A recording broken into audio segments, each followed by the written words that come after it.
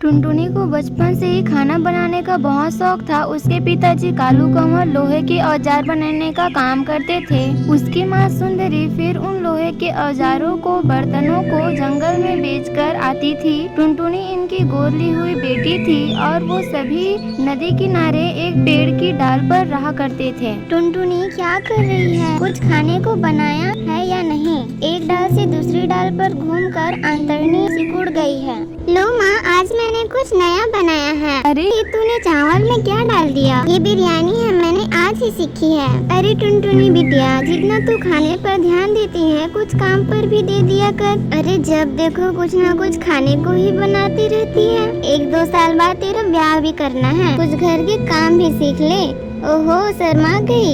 अच्छा चल जा, बाहर भट्टी गरम कर, लोहा पीटना है। सुंदरी, हमारी बेटी बहुत गुणवंती है, हमेशा कुछ न कुछ बनाने की कोशिश करती रहती है। लेकिन हम लोग इतना रईस नहीं है, रोज इतना अच्छा अच्छा बनाकर खाएंगे तो कहाँ से आएगा। चिंता क्यों करते हो जी? सब बच्चों का भाग्य है, सब भगवान देगा। देख, मेरे बस की बात होती तो उसे 10वीं पास कराकर घर में नहीं बिठाता और आगे पढ़ाता। वैसे हमारी टुनटुनी जिस घर में भी जाएगी स्वर्ग बना देगी, बस एक अच्छा सा लड़का मिल जाए। अरे हम नारियल के खोल में रहते हैं तो लड़का भी तो ऐसा ही देखना पड़ेगा ना। जब कभी सुंदरी की तबीयत खराब हो जाती थी तो टुनटुनी भी कुछ औजार बेचने के लिए डाल पर बैठ जाती थी। एक दिन उसे वहाँ गोलू मिला। अरे टुनटुनी, तुम यहाँ क्या कर रही हो? मैं ये खुरपेट दरा हंसिया बेच रही हूँ। लेकिन तुम तो पढ़ने में इतनी अच्छी थी, फिर क्या हुआ? यहाँ ये सब क्यों? ये हमारा पेशा है गोलू। मेरे पिताजी ने मुझे 10वीं पढ़ा दिया, वही बहुत बड़ी बात है। हम पक्षियों में वैसे चिड़िया नहीं पढ़ाई जाती।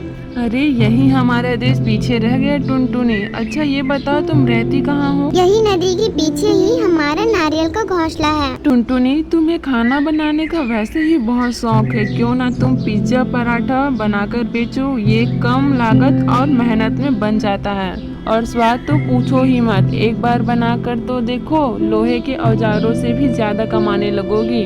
क्या तुम मुझे इसकी सामग्री बता सकते हो? हाँ बिल्कुल, पर तुम्हें मुझे अपने हाथों की बनी बिरयानी खिलानी होगी। कुछ दिनों बाद जंगलों में तूफान आता है। कालू उस तूफान से बार बार बचा, लेकिन उसके आधे शरीर ने काम करना बंद कर दिया। डॉक्टर को दिखाया तो उन्होंने कहा कि इन्हें चंपकवन के किसी बड़े अस्पताल में दिखाना पड़ेगा। अब बेचारी सुंदरी क्या करे? अब कौन औजार बनाए और कौन हथौड़ा चला? टुनटुनी की माँ, ऐसी ही जिंदगी से तो मर जाना अच्छा। मुझे जहर दे दो। ऐसा मत कहो, आप ठीक हो जाओगे। मैं आपको जंगल के अच्छे डॉक्टर को दिखाऊंगी। अरे मगर पैसा कहाँ से आएगा? जो जमा है, सोचा था टुनटुनी की शादी कर दूंगा, लेकिन अब मैं काम करने के लायक नहीं रहा। टुनटुनी उन लोगों की बात सुनकर दुखी हुई। वो उनके पास आकर बोली, पिताजी क्यों चिंता कर रहे हो? मैं हूँ ना। आप काम करने लायक नहीं रहे तो क्या हुआ? मैं और माँ है ना। आप बिल्कुल चिंता मत करो, हम जरूर कोई रास्ता निकालेंगे। अगले दिन माँ, जब तक पिता अच्छे नहीं हो जाते, मैं घर के बाहर पिज्जा पराठा बनाकर बेचूंगी। टुनटुनी कोई क्या कहेगा? माँ, जब मैं औजार बेचती हूँ तब क्या कोई कुछ कहता है? ठीक है, तो भट्टी पर ही बना लिया कर। अगले दिन पिताजी देखो, मैंने आज पिज्जा बनाया है। माँ और पापा, आप दोनों मिलकर बताओ कैसा बना है। पता नहीं टुनटुनी, तू भी क्या नई नई चीजें बनाती रहती है। खाकर तो देखो। अरे वाह, ये तो बहुत ही बढ़िया लग रहा है बेटी, ऐसा कुछ तो कभी नहीं खाया। पिताजी, अब मैं पिज्जा पराठा बनाकर बेचूंगी। लेकिन ये सब तेरे दिमाग में आया कहाँ से? माँ, मुझे ये सलाह गोलू ने दी। ये गोलू कौन है बेटा? माँ, गोलू स्कूल में मेरे साथ पढ़ता था। अब टुनटुनी लोहे के औजार की जगह पिज्जा पराठा बनाने लगी। जो एक बार उसके यहाँ पिज्जा खा लेता था, वो अपने आसपास के पक्षी से उसकी तारीफ करता था। टुनटुनी के पास दूर दूर से पिज्जा खाने आने लगे। अब उसके गरीबी के दिन जा चुके थे। सबसे पहले वो अपने पिता को लेकर जंगल के बड़े अस्पताल में गई। ये बड़े जल्दी ठीक हो जाएंगे, लेकिन दवाइयाँ महंगी होगी। कोई बात नहीं सर, बस मेरे पिताजी ठीक हो जाएं, आप दवाइयाँ लिख दीजिए। माँ, इस पिज्जा ने तो हमारी जिंदगी बदल दी। माँ, मैं जंगल में पिज्जा हट बनाना चाहती हूँ। ठीक है टुनटुनी, जैसा तुझे ठीक लगे वैसा कर। टुनटुनी ने अपना पिज्जा हट खोला। वो दिन रात तरक्की करने लगी।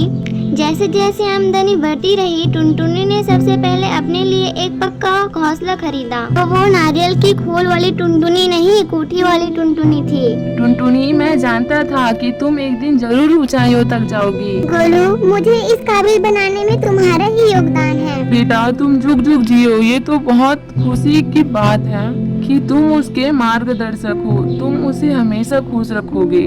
उन दोनों की शादी हो गई और फिर वो दोनों मिलकर पिज्जा